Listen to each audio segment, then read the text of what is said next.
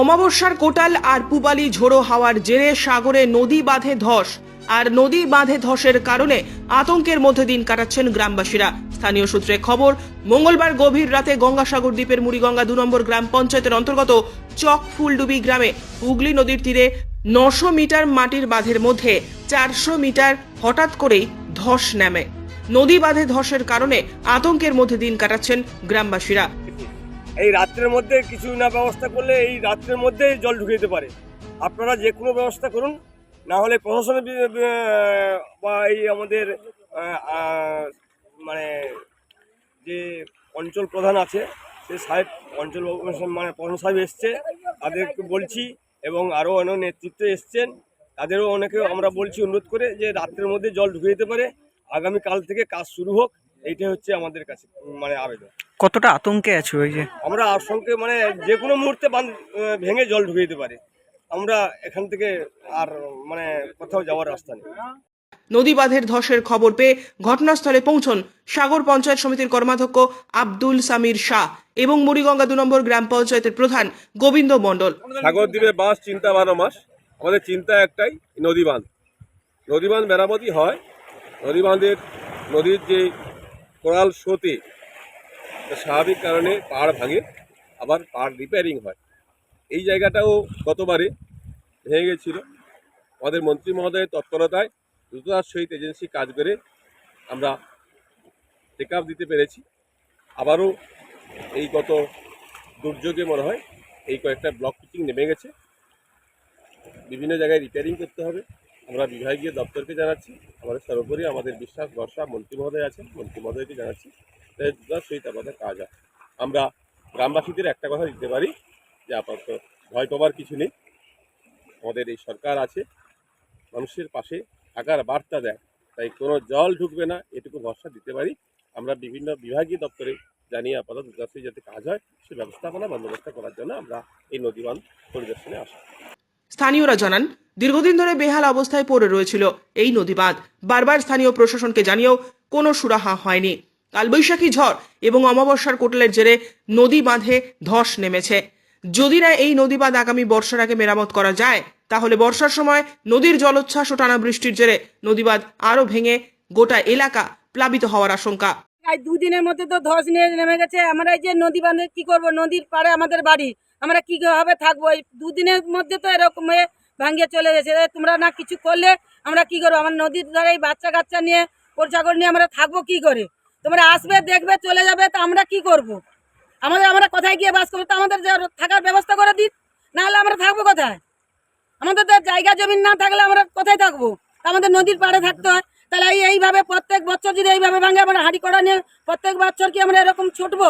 নদী ভাঙনে এই যে ধস যা নিয়েছে, কাল পশ্চিম মধ্যে আবার ভেঙে ঢুকে যাবে। আমরা এই বাচ্চা কাচ্চা গরুগুলো সবাই থাকবো কোথায়? এই বান্ধা এই বন্দোবস্ত না করলে কিন্তু থাকা যাবে না। কিন্তু আবার সামনে কোটাল এ করছে, এই তো কালের জল আজের জল মানে একবার নেই, সে ধুড়ির স্বাদ হয়ে চলেছি তক্কাবাড়ি। তা আমরা কি করবো? রাতে তো আবার জল, রাতে দিনের জল বাড়া, আবার রাত্রের জল বেশি বাড়া। রাতে এই যে এই দিনে যদি এরকম অবস্থা হয়, তোমরা দেখে যে যার ঘরে যে নিশ্চিন্ত। এবার রাত্রে আমরা কি করব? তোমরা দেখে যে যার খালাস বাড়ি চলে যাও। এবার আমরা কি করবো? আমাকে চিন্তাটা কিছুতেই হচ্ছে না। কি কারণে? কারণটা কি? আমরা কি ব্যথা না? আমরা ভোট দেয়নি না? আমরা কিছু করিনি নাকি? না আমরা কি একবার অনাথ বসে আছি এখানটায় নাকি? না আমাদের ভোট কেন্দ্রে দেখো তো আমাদের ভোট টোট পড়ে কিনা? তা আমাদের ব্যবস্থাটা কেন হয়নি? কি চাইছেন এখন? আমরা চাইছি নদী বাঁধ যেন সুস্থভাবে পরিষ্কারভাবে হোক, আমরা বসবাস করে থাকতে পারি। আমাদের এইটাই আবেদন। যদিও স্থানীয়দের অভিযোগ স্বীকার করে নিয়ে মুড়িগঙ্গা 2 নম্বর গ্রাম পঞ্চায়েত প্রধান বলেন, ইতিমধ্যেই বেহাল নদী বাঁধগুলি মেরামত করার জন্য রাজ্যের সেচ দপ্তরের কাছে আবেদন জানানো হয়েছে। খুব শীঘ্রই এই নদী বাঁধগুলি মেরামতির জন্য কাজ শুরু হবে। এই নদী ধারে যাদের বাড়ি রয়েছে তারা হঠাৎ করে খবর দিল যে দুদিন, ঠিক অমাবস্যা কোটালের আগে দুদিন যে ঝোড়ো হাওয়া বইছিল, তাতে এই নদী বাঁধে হঠাৎ করে ধস। প্রত্যেক বছর কিন্তু এভাবে ধস নেয়। আমাদের মন্ত্রী মহোদয় তিনি এবং ইরিগেশন ডিপার্টমেন্টের মাধ্যমে নদী বাঁধ কিন্তু সারানো হয়।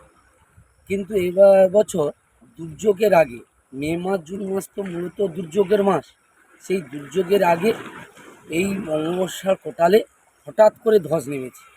তাই মন্ত্রী মহোদয়কে আমরা জানিয়েছি, আমাদের সাগর প্রশাসন বিডিও সাহেবকেও আমরা জানিয়েছি।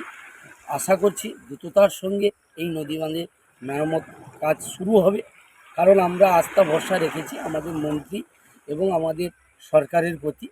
কারণ এই নদী বাঁধ না সারালে এখানকার প্রচুর ঘরবাড়ি, গতবারে জল ঢুকে সেগুলো চাষের জমি, বরজপাতি এগুলো নষ্ট হয়ে গেছিল।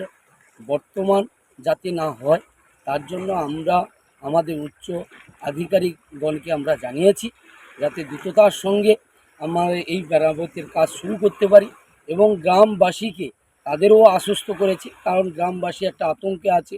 প্রত্যেক বছর এভাবেই দুর্যোগের আগে বা দুর্যোগের সময় নদীবাঁধ ভেঙে জল ঢুকে যায়। তার জন্য গ্রামবাসীকেও আশ্বস্ত করেছি আপনারা শান্তিতে থাকুন এবং চিন্তা কোনো করার দরকার নেই। আমাদের সরকার রয়েছে, আমাদের বিশেষ করে আমাদের মন্ত্রী মহোদয় যিনার নির্দেশ ক্রমে খুব দ্রুততার সঙ্গে গতবারে কাজ শুরু হয়েছিল এবং এজেন্সি কাজ করেছিল, এবং ইরিগেশন ডিপার্টমেন্টও আমাদের সঙ্গে সহযোগিতা করেছিল। আমরা গ্রাম পঞ্চায়েতের থেকে আমরাও প্রথমে টেকআপ নিয়েছিলাম এবং এভাবে কাজ হয়েছে। আমরা নদীবাঁধ পরিদর্শন করলাম, আমাদের যারা আধিকারিক রয়েছে এই ডিপার্টমেন্টে আমরা আধিকারিক কাছে আমরা এই বার্তাটা পৌঁছে দেবো যাতে দ্রুততা কাজ শুরু হয়। হুগলি নদীর তীরে ভিড় জমিয়েছেন গ্রামবাসীরা, তারা রয়েছেন আতঙ্কের মধ্যে। ব্যুরো রিপোর্ট, উত্তরের প্রহরী।